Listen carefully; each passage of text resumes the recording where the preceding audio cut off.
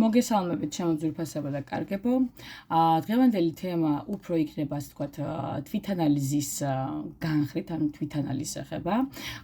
განვიხილავთ თქვენს როლს ამ კავშირში, რომელშიც თქვენ ხართ და რას ვერ ხედავთ თქვენ, ხომ? ანუ ტაროში წავიკითხავთ თუ რა არის თქვენი რეალური როლი ამ არსებულ თქვენს კავშირში და რას ვერ ამჩნევთ საკუთარ ქცევებში. ამიტომ კონცენტრირდით საკუთარ თავზე, ჩაიფიქრეთ, თქვენი თავი ჩაფიქრება არ გინდათ, პრინციპში რა გვინდა, რომ თქვენს თავზე იფიქრეთ და ჩაიფიქრეთ პიროვნება, ვისთანაც ხართ ურთიერთობაში და ნუ რას ვერ ხედავთ, ხო?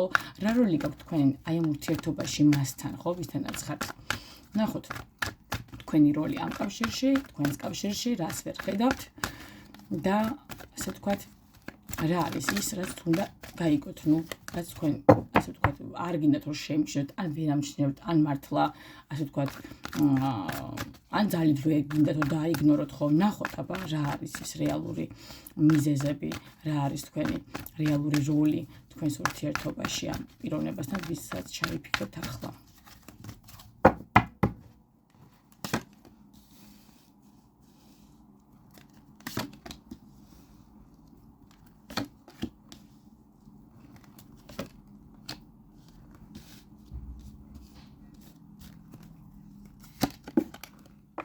ეს არის ფონური ენერგია გაშლის, ეს არის თქვენი ენერგიები, თქვენს მიერ ჩაფიქრებული პიროვნების ენერგიები. ვაუ!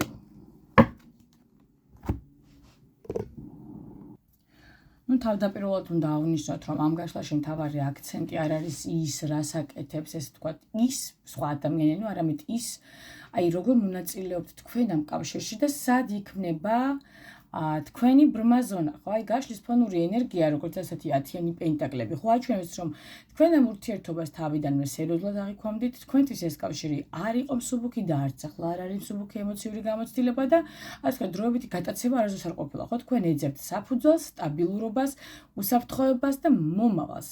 ხშირად ეს კი ნიშნავს რას, რომ შინაგანად ბევრად უფრო შორს მიდიხართ, ვიდრე რეალურად არის შეთანხმებული ან გამოხატული აი ეს ყველაფერი ამ ურთიერთობაში, ხვდებით? ანუ თქვენ შეიძლება უკვე ხედავთ თქვენს მომავალს, თუ ბრჭყალებში თქვენს, ხო, მომავალს. იქ სადაც ურთიერთობა ჯერ კიდევ გაურკვევლობის ფაზაშია, ხო?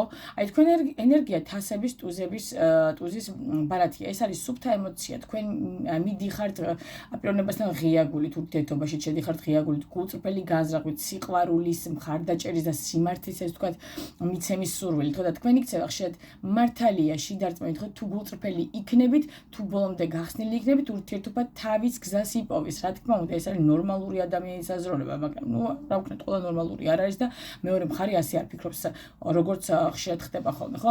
აი, რაც ხშირად ესე ვთქვათ, თქვენთვის არის შეუმჩნეველი ის, რომ თქვენ რეალურად იძლევით ემოციას იქაც, სადაც მეორე მხარე ჯერ მზად არ არის, ხვდებით, რომ ეს მიიღოს.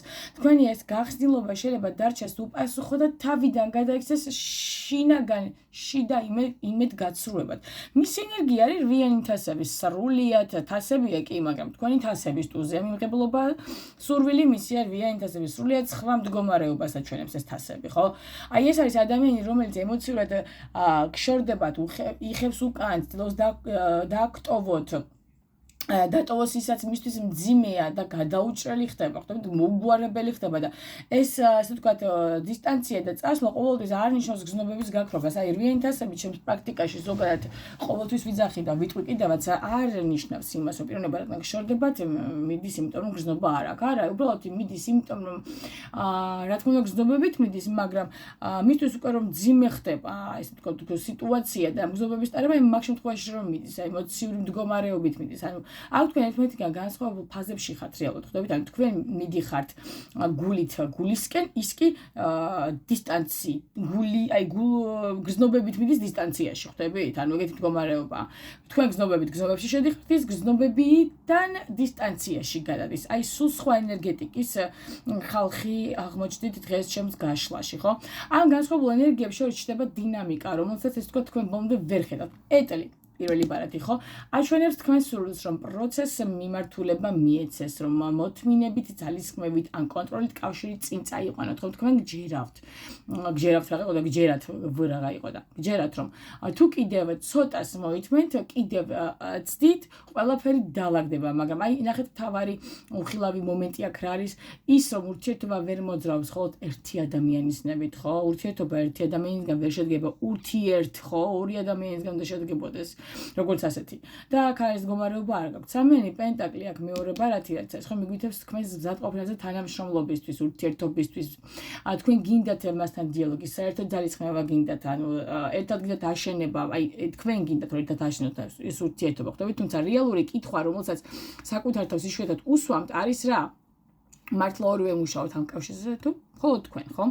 აქ რეალურად მხოლოდ თქვენ ხართ, რომელიც აი ამ კავშირისთვის იღწვის, მოდი ასე ვთქვათ, ენერგეტიკული მდგომარეობიდან გამომდინარე, თუ შეხედო ელემენტარული, ხო? ასე ვთქვათ, სამიანი კვერთხები აქვე სამიანი, ხო? აჩვენებს ლოდინს, მოლოდინს თქვენი მდგომარეობა. თქვენ ხშირად უყურებთ მომავალს, იმას, რაც შეიძლება იყოს, რაც ბრჭყალებში დადგება. მოვა, მაგრამ აქ არის საფრთხე. მომავალი შეიძლება მუდმივად დარჩეს ჰორიზონტზე. აი ჰორიზონტზე, ხვდებით? თუ აწყოში არაფერი არ შეიცვალა. და ბოლოს პენტაკლების პაჟი, ხო, ეს ბარათი ბოლოს პენტაკლების პაჟი არის თქვენი მთავარი გაკვეთილი ამ კავშირში. ეს ბარათი ამბობს, რომ თქვენ ახლა სწავლობთ ყველაზე მნიშვნელოვანს. სად უნდა გაჩერდეთ? როდის უნდა შეანელოთ გაცემის პროცესი? როგორ უნდა შეამჩნიოთ, ასე ვთქვათ, რეალობა, ხო? როგორ რა უნდა ისწავლოთ, რა არის, ხო? რეალური ურთიერთობის შექმნა. ქმნით თუ არა რეალურ ურთიერთობას, ეს უნდა შეამჩნიოთ და მიწიერ საფუძველს და არა მხოლოდ ემოციურ იმედს. რეალურად აქ თქვენ მხოლოდ რეალურ ემოციურ იმედს ქმნით, მოლოდინში ხართ, როდესაც პიროვნება, რომელიც თქვენ ჩაიფიქრეთ, საერთოდ არ არის მზად და მომწიფებული ამ ურთიერთობის გაღვივებისთვის და თქვენთან ერთად თანამშრომლობისთვის, საერთო ენერგიის ჩადებისთვის, რესურსების ჩადებისთვის და ინვესტიციის ჩადებისთვის ამ ურთიერთობაში, რომელშიც თქვენ იმყოფებით. ამ გაშლის საერთო დასკვნა როგორია, ჩემოძვრფასებო, რომ თქვენი როლი ამ კავშირში არის გულწრფელი, ერთგული, ემოციურად ჩართული ადამიანის როლი. რაც ასე ვთქვათ, აი თქვენ როგორ ხართ ეს ღია გული გაქვთ, შეიძლება ეს ყველაფერი გადაიქცეს თქვენ თვით დაზიანებად, შემოძვირფასება, ანუ ეს ერთგულება თქვენი შეიძლება გადაიქცეს თქვენსავე საწინააღმდეგო იარაღად, ხვდებით, ანუ თუ მეორე მხარე, ანუ ის უკვე წასულია ფაქტობრივად, თუ აი რეალურად იცით როგორი სიტუაციაა, რომ კიდე რომ მოლოდინში ხართ და იმედი გაქვთ, პიროვნება გასულია, ანუ გრძნობთ უკვე წასულია, მაგრამ თქვენ მაინც აი არ ეწყვეთ მის ლოდინს, ასე ვთქვათ, რაღაცნაირად დაპლივით ამასთან განიხილათ რა შეიძლება იყოს და შეიძლება რა, ну პიროვნება ამ დროს წასული. ეს ყველაფერი თქვენი ბარათია და ეს არის მისი, აი წასულია ადამიანი, ხვდები და ეს მეორე მხარე ის თქვა, ეს უკვე წასულია, გშორდებათ და არ არის მზად იმავე სიღრმის ურთიერთობისთვის, რომელიცაც ასე თქვა თქვენი ბრძვით და თქვენ რომელზეც ოცნებობთ, ხვდებით? ანუ თქვენი თვითანალიზი იწყება იმ კითხვით, რომელსაც ეს გაშლა გისმენთ პირდაპირ, ხომ? თქვენ მართლა ურთიერთობას ემსახურებით თუ საკუთარ მოლოდინს ამ შემთხვევაში? აი ეს პასუხი, აი კითხვა გამიშთა მართლა ალბათ რა. აქ მე მგონი საკუთარი მოლოდინების გარდა და საკუთარი ილუზიების გარდა, ну აი რაღაცნაირად შეიძლება თქვენი გზნობიდან გამომდინარე სტაბილურობა აშენდეს, ასე ვთქვათ, აქ მისი ფონური ენერგია შეხედათ რა არის საერთოდ ხომ მისი ენერგეტიკული მდგომარეობა გასული ადამიანი ურთიერთობიდან, ну არ ნიშნავს იმას, რომ შეიძლება გზნობთ, რომ უყვარხართ, გზნობა აქვს და ასე შემდეგ და ну ამიტომაც გაქვთ მოლოდინი, მაგრამ ну პიროვნება რეალურად გასულია, ჯერჯერობით ესეთი მდგომარეობა, რომ გასულია და ტყუილ უბრალოდ ასე ვთქვათ, გახართ და ელოდებით, ანუ ხო, იმის მაგალითად რომ ესაუბროთ აქ საუბარს, ну კი გინდათ საუბარი, მაგრამ ფაქტია რომ ეს პიროვნება ну არც საუბარს არ გაძლევთ ნორმალურად პასუხებს და ну არც არაფერს, ხო? ну აქ შესაძლებელია მესამე ფაქტორად სამიანი ჭარბობს და 10 პენტაკლის ჭარბობს, ხო?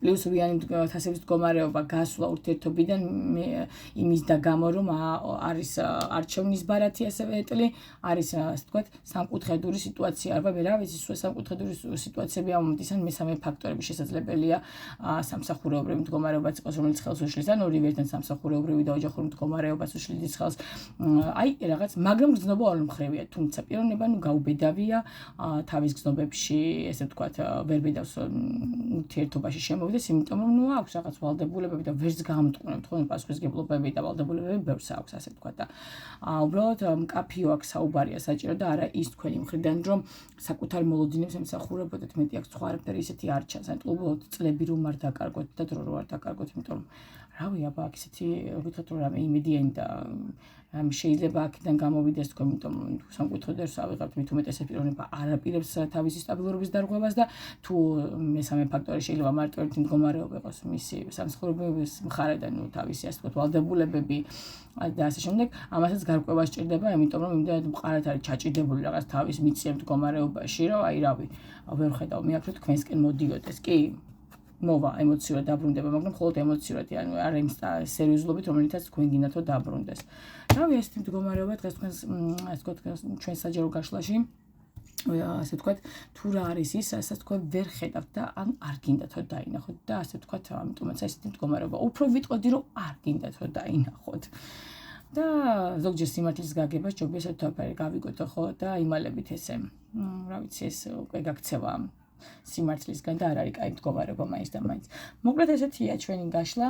იმედია, რა ვიცი, იცით საკუთარი თავი, იმედია რაღაცნაირად დაგეხმარეთ მაინც რაღაც მომენტში და რავი, გისურვებთ ყველას რომ გქონდეთ საკუთარ ცხოვრებაში და ურთიერთობებში და საერთოდ ყველანაირ გზაზე, ცხოვრებისელ გზაზე გარკვეული სიტუაციები და გარკვეული მდგომარეობები გარკვეულ ადამიანებთან და აი შუა ჩამოკიდებული გაურკვევლობები არ გჭირდათ, ეს ყველაზე საშინელებაა მგონი.